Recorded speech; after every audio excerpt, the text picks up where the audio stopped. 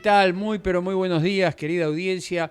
Aquí estamos nuevamente en una producción de Siempre en Domingo Radio con su nuevo programa, con su nueva opción que es Libre Opinión. Y en Libre Opinión hoy tenemos un destacado personaje, una destacada persona de lo que es la política, la economía argentina. Y yo me estoy refiriendo, usted lo está viendo en la foto, ahora enseguida lo vamos a tener en vivo y en directo. Me estoy refiriendo al contador Jorge Alberto Lorenzut, que es contador público de UBA, que tiene un doctorado en ciencias políticas de la UCA y que tiene un montón. Usted, si vio el adelanto, vio el currículum impresionante, tiene un libro escrito sobre la historia del Banco Central, que fue premiado, realmente maravilloso. Una persona que da gusto entrevistarla por la sapiencia, por la experiencia, y porque hoy vamos a tratar de arreglar la Argentina, no sé, pero vamos a tratar de dar una óptica objetiva realmente, sin intereses, solamente opinar como dice el programa, ¿no? El libre opinión, opinar realmente como ciudadanos lo que sentimos, lo que realmente nos gustaría. Pero bueno, vamos a los hechos. Muy, pero muy buenos días, Jorge. Un placer estar aquí contigo nuevamente, respetando tu investidura. Yo creo que el tuteo pasa por el aprecio que te tengo, pero que también el respeto, ¿no? Tutear no quiere decir faltar el respeto, sino que es estar en una charla de café como lo que uno pretende para opinar de institucionalmente lo que estamos pasando en la Argentina. ¿Cómo estás?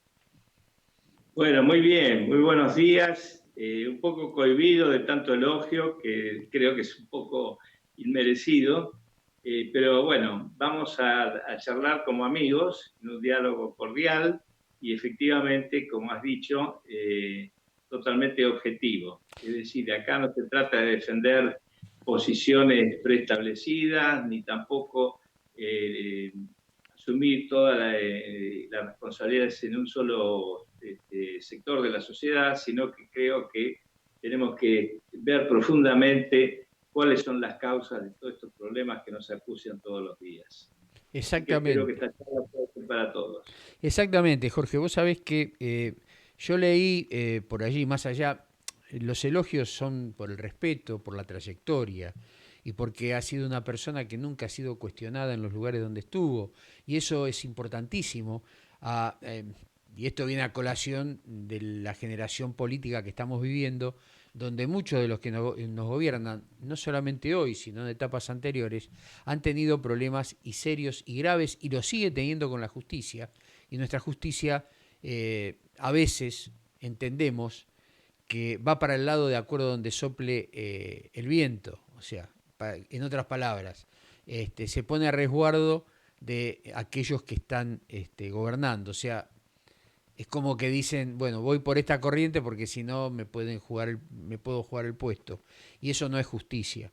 Pero yo había leído en un artículo tuyo que publicaste en una página de la Democracia Cristiana, que estabas hablando que la justicia no es tal sin el respeto a la institucionalidad.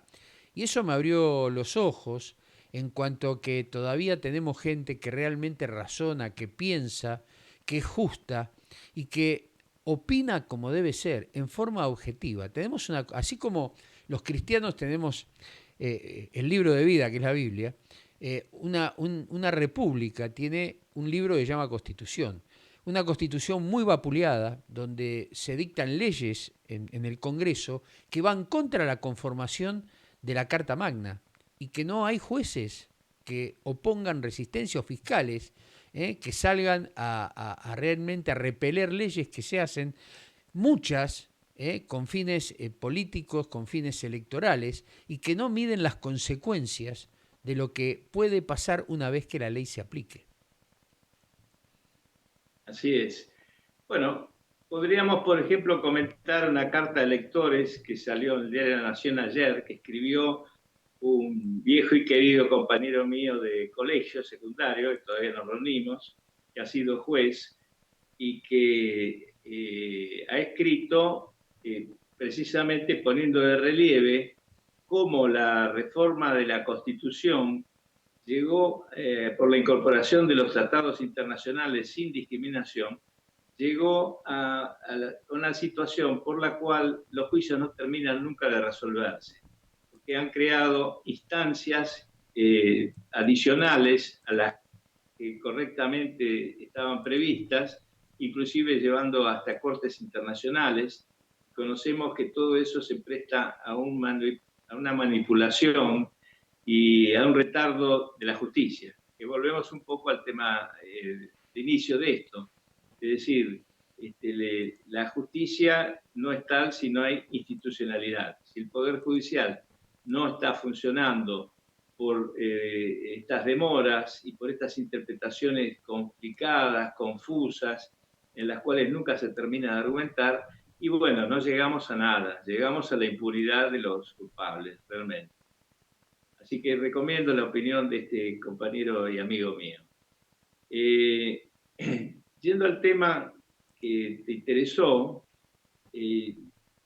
bueno, pongámoslo en un marco general. La Constitución de 1853 para mí era una obra bellísima, muy equilibrada, muy bien concebida, y que salvo detalles por el paso del tiempo y demás, realmente tenía pocas necesidades de modificarse. La modificación que se hizo respondió a una realidad que es el avasallamiento que quería hacer el menemismo, procurando una reelección indefinida. Y bueno, se encontró una solución, y como toda solución política es discutible, y que fue un pacto llamado Pacto de Olivos, que trató de contener la mayoría que estaba esgrimiendo el oficialismo del momento. Y de paso, dentro de un idealismo poco desprendido de la realidad, se incorporaron figuras nuevas. Y la realidad es que esto se fue un poco de las manos. Es decir,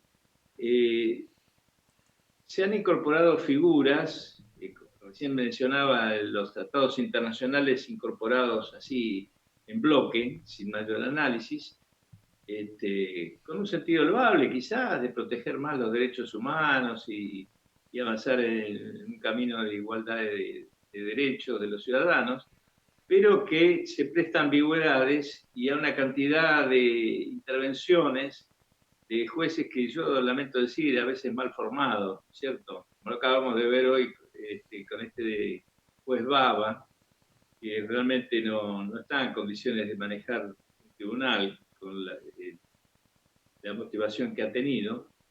Bueno, entonces, esa incorporación ha traído una ambigüedad muy grande. Luego se han incorporado figuras que lamentablemente podrían en teoría ser muy interesantes y ayudar a una mayor equidad política y social, pero no se previeron bien los mecanismos de su reglamentación. Entonces, realmente los últimos gobiernos kirchneristas encontraron el camino para deformar y de alguna manera cancelar lo bueno que tenían estas cosas. Tenemos diversos casos. El Ministerio Fiscal, que se pensó que fuera independiente, después vemos cómo está siendo atacado, porque, claro, se está, modificando la ley, se le quitaría estabilidad al cargo. El defensor del pueblo, que nunca termina siendo elegido porque hay una pugna para ocupar el lugar. El Consejo de la Magistratura, que podría haber sido útil para seleccionar y controlar y disciplinar a los jueces en su accionar, ha sido atravesado por una invasión política que realmente le ha quitado seriedad a mi juicio. Y lamentablemente debo decir que en la Corte Suprema hay un reclamo presentado hace 5 años y la Corte, también motivada políticamente, no se define. Es una situación absolutamente arbitraria la que se ha creado. Y también otro caso es el famoso tema de los decretos de necesidad y urgencia, Estos decretos, si uno lee el texto de la Constitución, lee concretamente que empieza por una negativa, no son válidos. Y luego, por esa cosa de prever la posibilidad de alguna emergencia, se abrió la puerta a la posibilidad de, en casos de absoluta necesidad y urgencia, como dice precisamente el título, se pudiera legislar por parte del presidente en temas muy acotados. Bueno, esto se transformó en un vicio. Ahora tenemos 800 DNU con la excusa de la pandemia. Y para colmo, hay una interpretación capciosa que para mí es absolutamente inválida. Y yo a veces no salgo de mi asombro, porque yo soy especialista en temas económicos y en ciencias políticas, no en derecho, con lo cual podría ser que en algún momento alguien me pueda contradecir con algún fundamento, que yo hasta ahora no lo he encontrado o no lo he escuchado. Pero llegamos al absurdo de que los decretos de necesidad y de urgencia son convalidados por una sola de las cámaras. Es decir, le dan fuerza de ley a aquello que nace de un presidente con la ficción de que todo el gabinete firma, que ya sabemos que eso no significa nada, no hay ningún debate, el ministro hace lo que se les dice, y luego vamos a la Cámara del Senado, que tiene una mayoría formada por un feudalismo que está gravitando desde hace 40 años sobre el país, y entonces ese decreto sale como ley. Y nos encontramos que los diputados que han sido electos directamente por el pueblo no cortan ni pinchan. Es un absurdo total. Y es una cosa que ya se ha acostumbrado la sociedad, y el tema de la cuarentena ayudó mucho a darle más vigencia, y a mí me preocupa, porque todas estas cosas, una vez que se echan a rodar, ¿cómo damos marcha atrás? ¿Cómo las encarrilamos? Y bueno, como eso, hay tantos otros temas, digamos, de organización institucional que han sido lentamente deformados y mal interpretados. Tenemos también la discusión que ha habido con el caso de la ciudad de Buenos Aires, si es capital, perdón, si es provincia, si no es provincia, si tiene atribuciones para manejar su educación o no, llegando otra vez un problema a la Corte Suprema, que felizmente decidió bien a favor del reconocimiento de la autonomía como provincia de la ciudad. Y bueno, aparecen detractores también, gente interesada, gente que trabaja en la llamada justicia nacional, es decir, no quieren ser funcionarios del distrito, sino nacionales. Evidentemente, esto le da más estatus y más posibilidades de todo tipo, que han sacado una solicitada hace pocos días, negando nuevamente que tengamos en la ciudad de Buenos Aires un estatus provincial, nos ponen en un limbo, y alegan de que no es provincia originaria, o sea, no es de las provincias que constituyeron la nación en 1853 y la reforma de 1860 cuando se incorporó la provincia de Buenos Aires. Bueno, yo lamento decirles que las provincias ya no son más 14, son casi 22, 23. 23. Y eso es, ¿cómo? 23. Sí, sí, sí. Este, pero ¿qué pasa? Que esas nuevas provincias fueron territorios nacionales, que se fueron incorporando, y que inclusive uno, como Chubut, era una comandancia militar. Quiere decir que tampoco eran provincias originarias. Entonces estamos entrando nuevamente en un caos jurídico si seguimos esa línea de razonamiento. Yo creo que hay que ser más claros, más específicos. Señores, hemos hecho una reforma, le hemos dado a un territorio de la nación una capacidad de autogobernarse, respetémosla y no estemos discutiendo cada tema, como es el puerto, el juego. Tenemos una inspección de justicia manejada por un señor que está actuando arbitrariamente también, caprichosamente, desconociendo los fallos judiciales, y está nombrado por el presidente de la Nación en nuestra ciudad. Es decir, imponiendo además normas culturales que no tienen nada que ver con la función que le corresponde a ese organismo.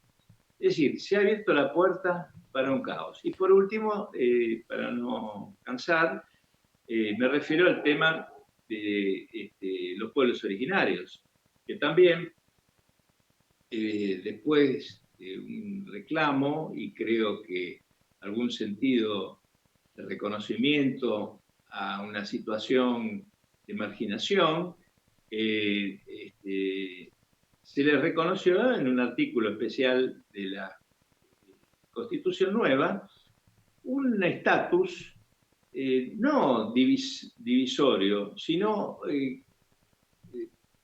proporcionando los caminos para que se integre mejor. Yo estuve en la sesión donde se aprobó eso, me acuerdo perfectamente, que fue con un voto casi unánime y una sola ausencia, que fue la del ingeniero Alzogaray.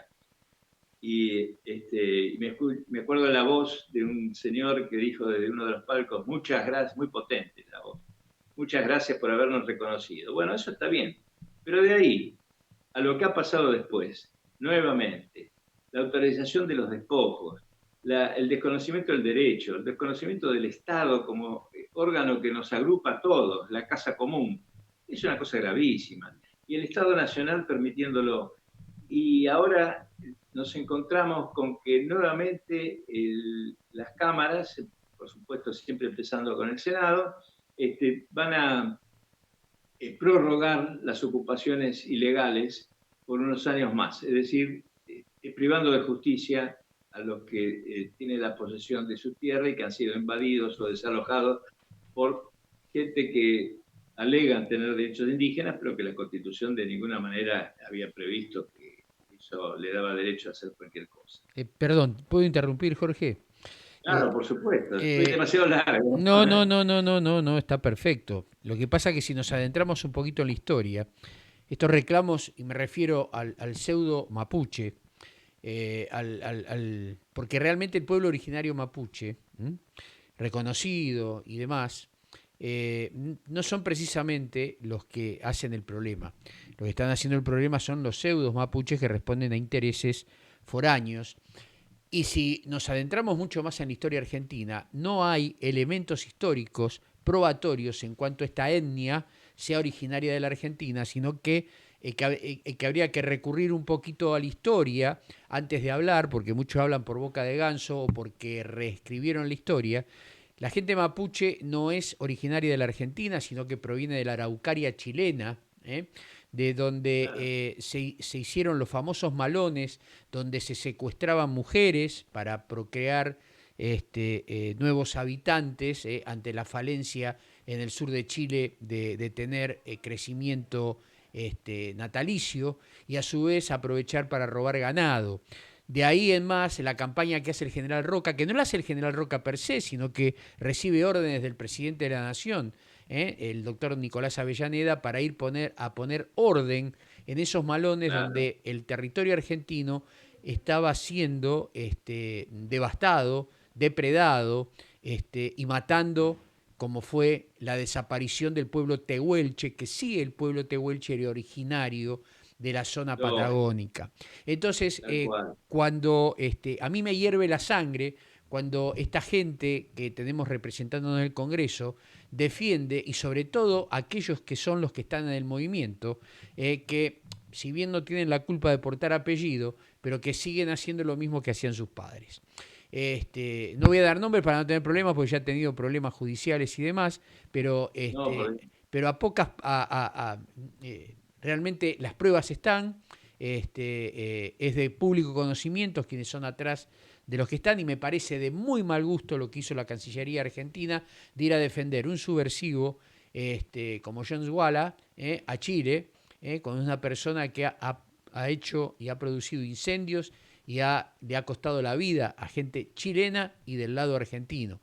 Entonces, esto que realmente se quiere defender no es más ni menos que el arrebatamiento, de las tierras argentinas en nuestro sur a valores viles, tierras que evidentemente interesan por su contenido futuro en cuanto a los lagos, al agua.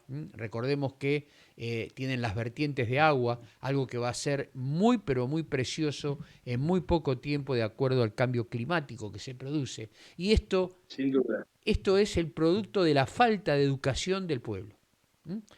Así es. La Biblia dice que el pueblo perecerá por falta de conocimiento. Y evidentemente eso es lo que tenemos que luchar, por una reforma educativa, una reforma sindical, una reforma laboral, una reforma política, una reforma judicial, una reforma en salud, tantas cosas, porque el gobierno habla de todo esto, pero no nos cuenta la verdad ni nos dice la verdad. Entonces acá uno quiere opinar objetivamente y yo creo, yo por mi parte, y me hago cargo, estoy completamente en desacuerdo que nuestros representantes en el Congreso y aprovechando su mayoría no tratan el 50% de la pobreza, no tratan la indiscriminación de la emisión monetaria que produce inflación, pese a lo que diga Kicillof y compañía, sí, sí, y perdón, el entrevistado sos vos, Jorge, pero realmente son cosas que me quedan y que la sangre me hierve, porque como ciudadano uno lo ve, el control de precios inefectivo desde años inmemorables. ¿Por qué? Porque al no haber producción, porque al haber desinversión, porque el inversor no va a colocar dinero en un país donde toma un empleado y al mes tiene un juicio laboral que le produce la quiebra de la pyme, por ejemplo, tal vez en una empresa grande como, no sé, vamos a nombrar Coca-Cola, un despido no le hace, pero una pyme que tiene 8 empleados, un despido es el cierre de la pyme. Entonces, mientras no se pongan las cosas en su lugar, los valores en su lugar, y no se hagan las reformas que se tienen que hacer, es muy difícil salir de una situación.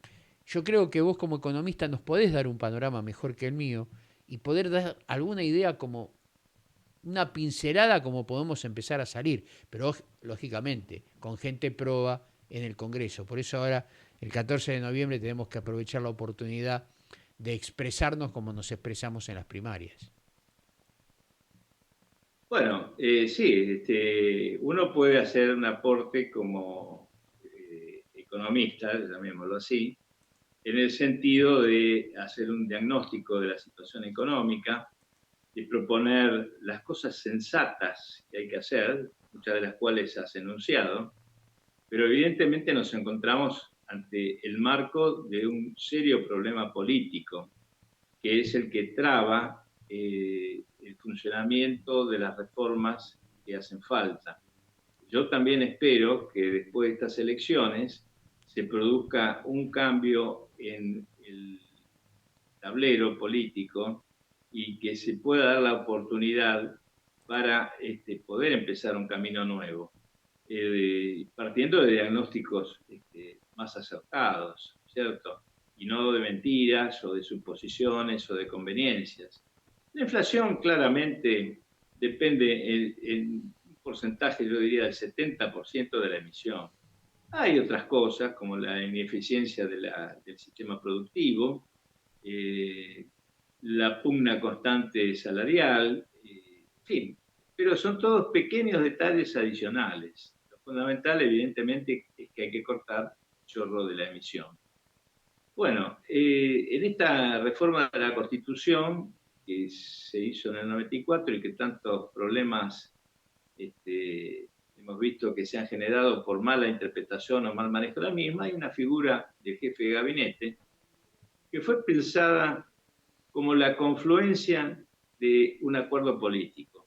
Es decir, en una situación de crisis hay una institucionalidad representada por el jefe del Poder Ejecutivo, hay una representación parlamentaria que tiene mucho que decir, y el jefe de gabinete lo pensaron en su momento como alguien que debía retomar todas estas inquietudes, elaborar un plan y con el acuerdo de una mayoría más grande que la que sería el simple oficialismo y oposición, lograr sacar esto adelante. No sé si será posible, pero digamos que es una llave para que dentro de la institucionalidad podamos ir un poco más adelante. Por supuesto que hay que terminar con la ficción. El jefe de gabinete no se creó para que el señor Cafiero se acomode, para decirlo así, o para que el señor, ¿cómo se llama? Bazán, que ¿no? Tenemos ahora ya, es tan irrelevante que no me acuerdo muy bien el apellido, discúlpenme. Maneje la autodefensa de los gobernadores del norte. Se requiere algo más, ¿no es cierto? Entonces, ese es un primer camino. Y esta figura tendría que ser la expresión de un acuerdo de gente sensata y de buena voluntad, los distintos sectores que saldrán electos y hacer un plan que lo necesitamos urgentemente.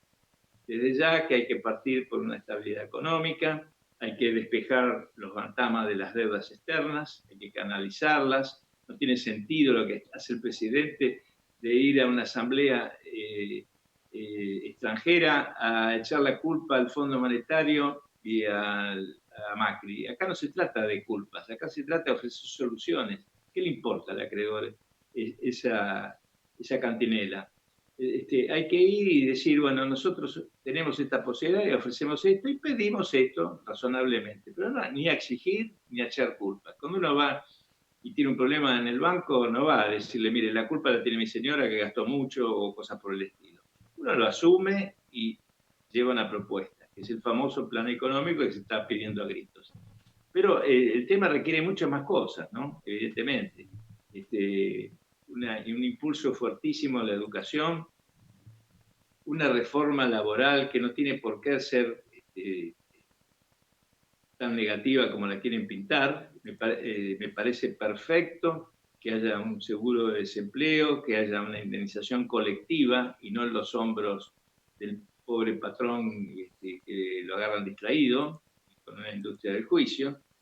Hay antecedentes internacionales. Yo recuerdo que en la posguerra en Italia se dividía la legislación laboral aplicable, parte para las grandes empresas y parte para las llamadas pymes, que tenían una contemplación muy diferente, de acuerdo a las características de la empresa. Bueno, como eso,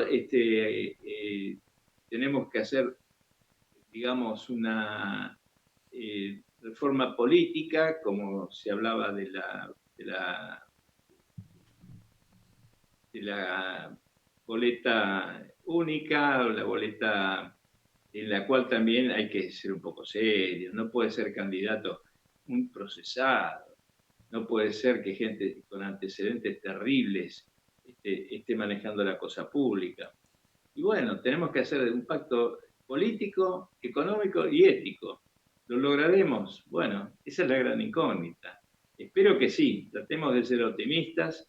Creo que tenemos una oportunidad ahora para empezar a revertir las cosas y confiemos en Dios, como vos mismo has traído el tema, ¿no es cierto? Y has hablado de la Biblia también, que es un pozo de sabiduría, que nos puede inspirar mucho, que allí hay una experiencia acumulada de centenares de años, de manera que, bueno, hay que mirar las cosas un poco así. Consciente de los problemas, no ser fantasioso, pero tener fe de que podremos salir adelante.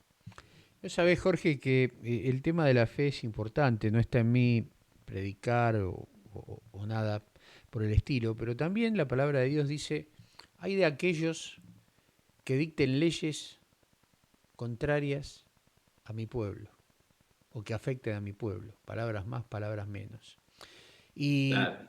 yo creo que, más allá, respeto todos los credos, por supuesto, eh, cualquiera que cree en algo es bueno, pero aquí en la Argentina lo que menos hacemos es creer o tener fe, sino que cada uno, y estoy hablando de la política y los políticos en general, no todos, no todos, quieren arriar agua para su molino. Y no Sí. piensan que el objetivo común es lo que dice la Constitución, que hay que gobernar para el bien común. Y Y hay que expulsar a los mercaderes del templo. ahí está. Eso era el tema a donde iba. Ese es el tema a donde iba. Y que realmente, realmente estemos inspirados por el bien común y por el bienestar común. No por el bienestar de, bueno, mi objetivo es a muerte que mis causas no sigan adelante. Entorpecer todo lo que puedo y echarle la culpa a los que estuvieron. O sea, yo lo que veo es la piedra en el ojo ajeno, pero no veo la viga que yo tengo en mi ojo, ¿no?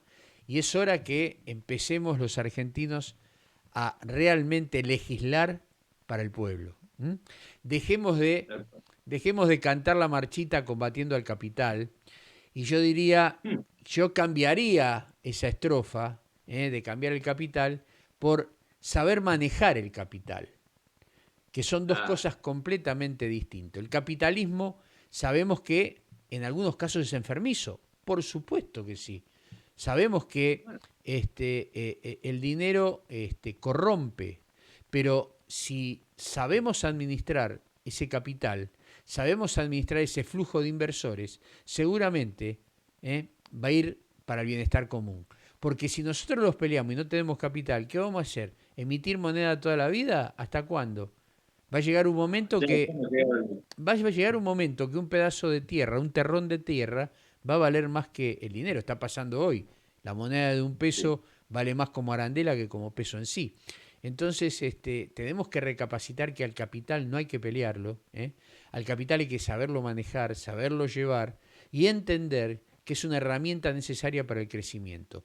Eso tiene que estar rodeado, Jorge, como vos sabés, como contador, como especialista en economía, que tiene que estar rodeado de medidas que sean equitativas. Yo no digo que aquellos que trabajan en relación de dependencia pierdan sus derechos, no. Hay derechos ah, adquiridos que son inalienables, pero hay otros derechos incorporados que lo único que hacen es alejar al capital. ¿Por qué? Porque el que invierte quiere ganar y no está mal, está bien.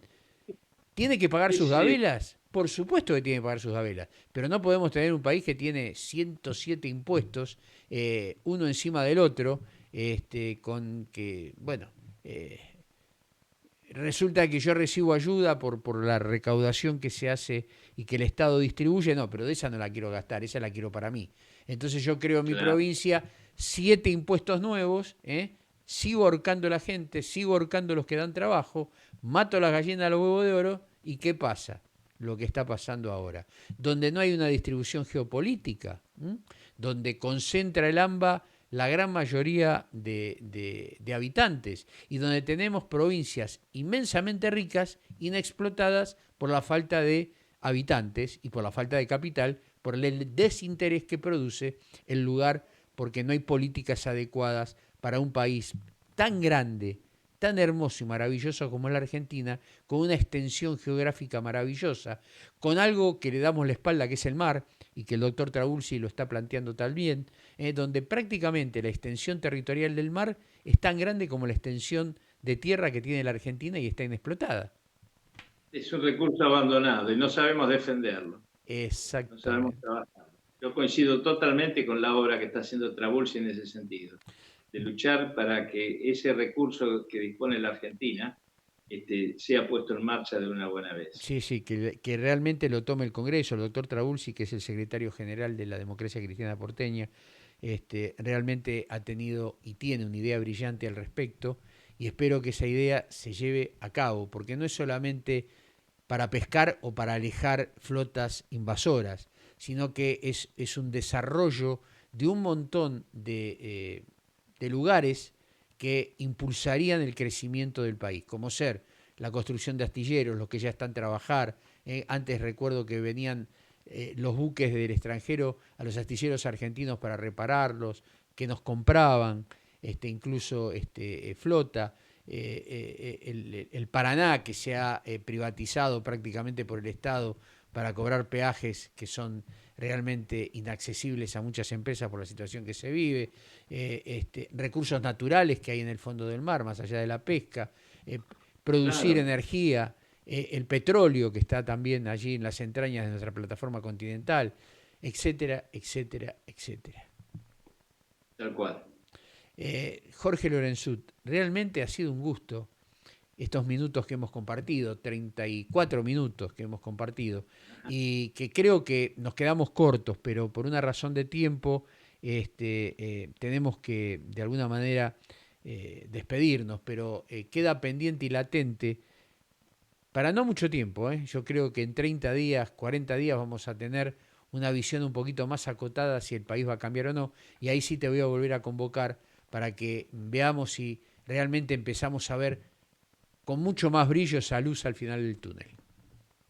Ojalá así sea. Te agradezco la invitación y quedo a disposición para, con buena fe, con cierto entusiasmo argentino, plantear soluciones a estos temas que nos agobian, que yo creo que en definitiva algún camino vamos a encontrar.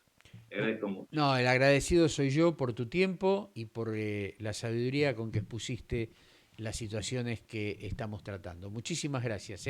Ha sido un gusto, un placer. Dios te bendiga. Que tengas un excelente fin de semana. Muchas gracias, saludo a la audiencia. Gracias. Digamos. Pasaba por nuestro programa el contador Jorge Lorenzut.